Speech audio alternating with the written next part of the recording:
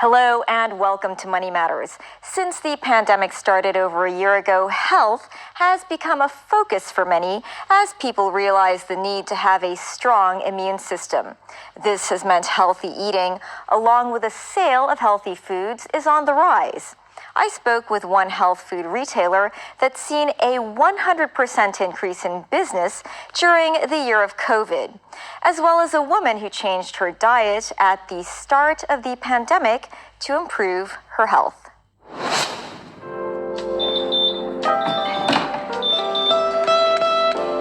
My kids love this. So this one today is a sourdough. Why is sourdough so special?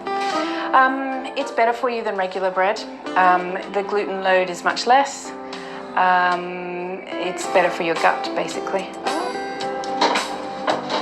Val Taylor decided to go vegan a year and a half ago when the pandemic started.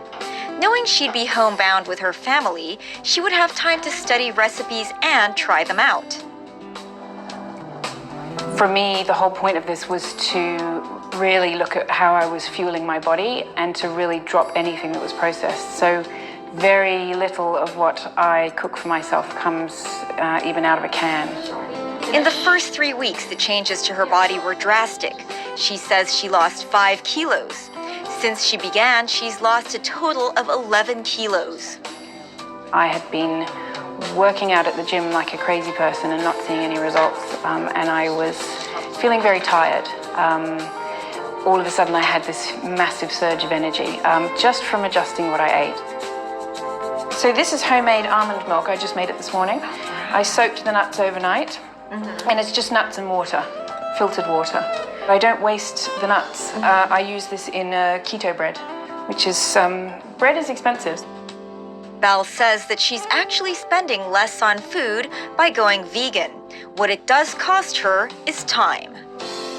At the beginning, I was spending a lot of time. I would say I spend 2 to 3 hours in the kitchen a day. And she goes to the market a few times a week for fresh produce.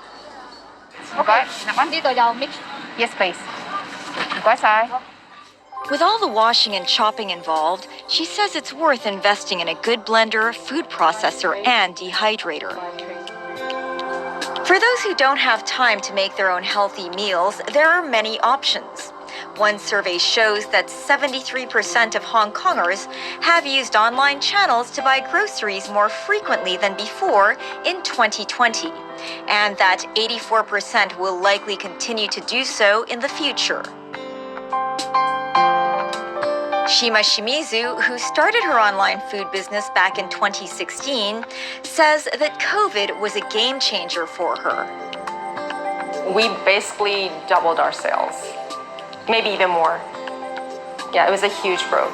I think until then, Hong Kong people were not really open to ordering food online.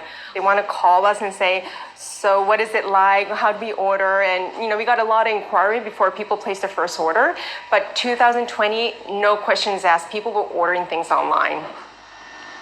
That same year, she decided to get a physical space for her goods as well as her cooking classes, which she had been running since 2010. Not only does she stock her own goods, she's also a retailer for imported brands. So how much has your stock grown? I think now we have like 2,000 different types of products, so that's quite a lot, yes. Whether imported or locally made, the products are several times more expensive than their standard counterparts. Keto bread, for example, can set you back $150. Keto bread is made out of almonds and eggs, and that's pretty much it. So if you compare the price of a bag of almonds and a bag of flour, the price is obvious there. Yeah, it costs much more. If you go to the grocery store and look at the price of sugar, and you can see that it's very cheap. So we don't use processed sugar at all. We use monk fruit sweeteners, stevia, coconut sugar, and like healthy alternatives. Despite the high price tag, people are willing to spend the cash on what they don't have time to make themselves. Shima was forced to expand to meet demand. early 2020, our kitchen was screaming, like, don't take any more orders, we can't cope with it. So yes, that's why we had to hire more people, hire more full-timers. She says the majority of her customers are women aged 25 to 55, while her cooking courses are popular with the 20 to 30-somethings. She herself was a vegan back in 2008 and is a qualified vegan chef, but eventually switched to eating healthy, non-processed foods, the types of things she sells in her store and teaches in her classes. It's also something she wants to share with others. I want to focus more on helping people to transform their health and diet and really taking charge of their health. So I'm focusing more on working with professionals like maybe health coaches, trainers, doctors, and so that they can help their clients make better choices.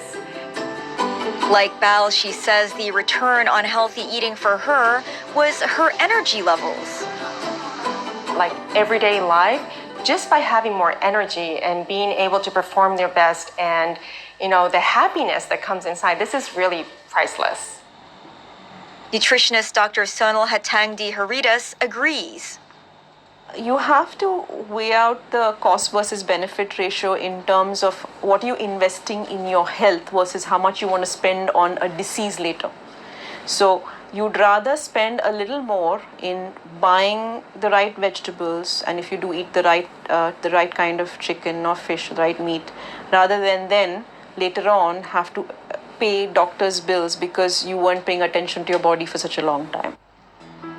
She sees the fallout from fad diets in her patients. She says many become deficient in nutrients because they suddenly decide to follow strict diets. If one decides that they want to try one of the diets or the others, consult your physician. Talk to them about it. Discuss it. If your GP is aware of it, that's wonderful. Or go to a nutritionist. Discuss it there. Make sure you get the blood work done to see where you're at nutritionally before you start the diet. And once you start the diet, make sure you check on how things are. Bal did just that when she started on her healthy journey last February 2020. Cholesterol is superb. You have the cholesterol levels of a 20-something, 30-year-old. Oh wow, it's very good. The iron is well within limits. It is not too low, which is something we worry about when someone switches to becoming vegan. Thank you. I have to keep going. It's an everyday thing, but I'm having fun with it. I really enjoy cooking, I think, is what's helping a lot. Many worry the food may not taste good. This is a zucchini hummus, and I've put it just with some whole seed crackers. If you would like to try it, Yeah, so this is a little less inflammatory.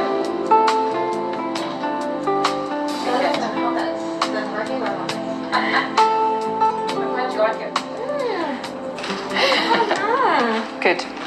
I can't believe I like vegan food. And she's not the only one who benefits from healthy eating. While her family hasn't adopted her diet, they are unknowingly reaping some of the benefits. I'm producing food in my kitchen that I would then sprinkle chicken or fish on the top of for my family. So I think my family are also getting some benefits from that too. Without really knowing. Without really knowing. My husband has always had a thing against zucchinis, but he eats zucchini a lot. He just doesn't realize.